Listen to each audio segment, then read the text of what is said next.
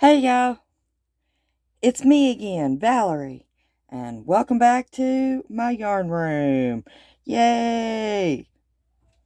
Okay, before we get started, I would like to invite anybody who hasn't already to hit that word subscribe.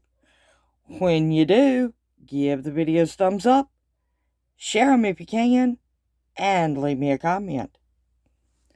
Okay, I apologize for the color. I do not know what's going on, but my hands look red. They are not. Okay. So, by the title, you know what this video is about. Okay. Right here, I have got a piece of yarn that I crocheted. And I'm going to tell you my stitch count, but I'm not going to show you because I've shown you the exact stitch 1,000 times. Okay, well, not 1,000. But anyway, a few times. Okay, this is single crochets in back loop only.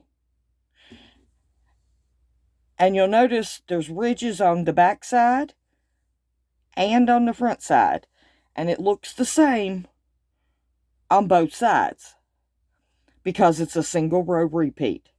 Okay? Now, I started down here. And I did a pretty loose chain so that it wouldn't bunch up. My chain count was 27 because I needed one right here for a turning chain, and I wanted 26 stitches going across. Okay? And my first stitch, or first row, I went in the back loop. Well, let me start over here. I went in the back loop so that I would have a nice V-stitch on the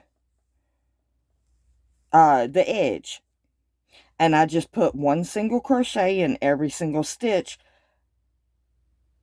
starting with the second stitch from the hook. Okay, my next row, I just single crochets all the way across, back loop only. And I did back loop only the entire way to the end. And that gave me a V stitch on the end. Okay, I did 52 rows. Okay, so 27 stitches across and 52 rows. Or, did I say 27? 26 stitches across because you got that turning chain. You chain 27 and 52 rows. Okay. Now, what you do to make it into a purse or a wallet, you start on one end and you just fold it over. Okay. Then you go to the other end and you fold it over. All right. See, simple so far, right? What you do is you can either do single crochets because that's the stitch you did the pattern in, which is what I'll probably do. But you start at the end and you just put a row all the way down, not skipping right here in the middle, and go all the way to the other end, working both of these panels together. And then you come down here to this side and you start on one end, working both of these panels together, and you stitch across, stitch right here in this little opening, and then starting here, working both panels together and stitch it down. Now, you can count your rows to make sure that you've got it folded evenly. Then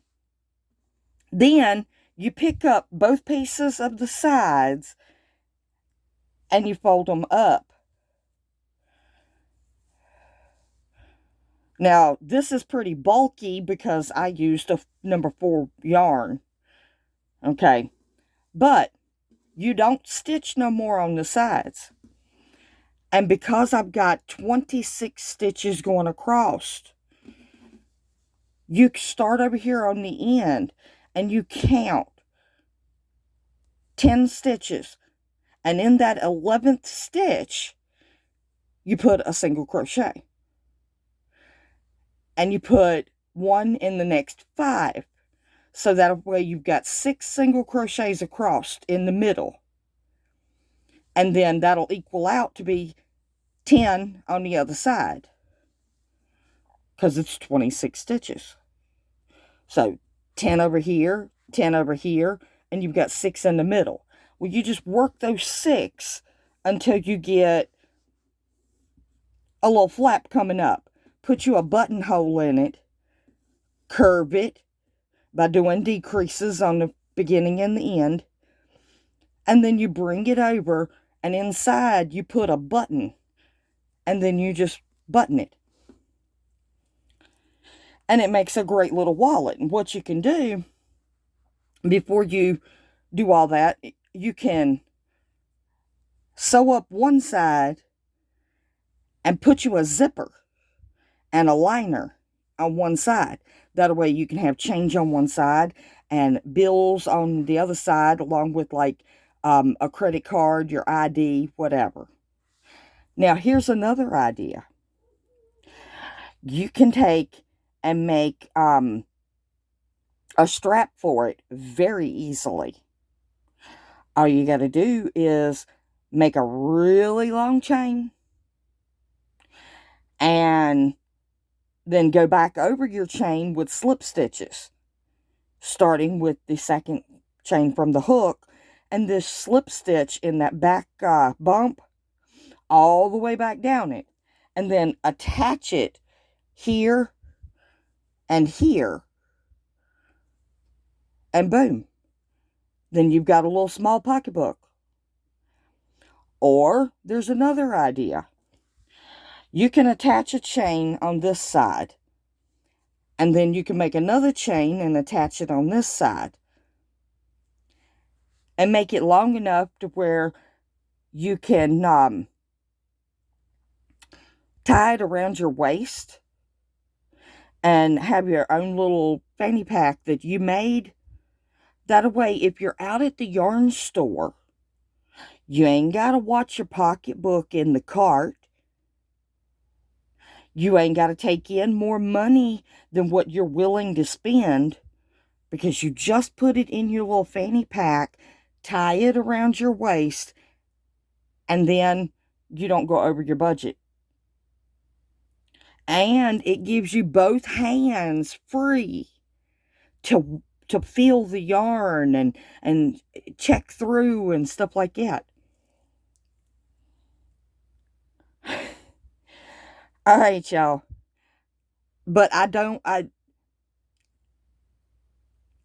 not going to keep this one because, like I said, I used a 4 worsted weight yarn, and it's quite bulky once you get it together.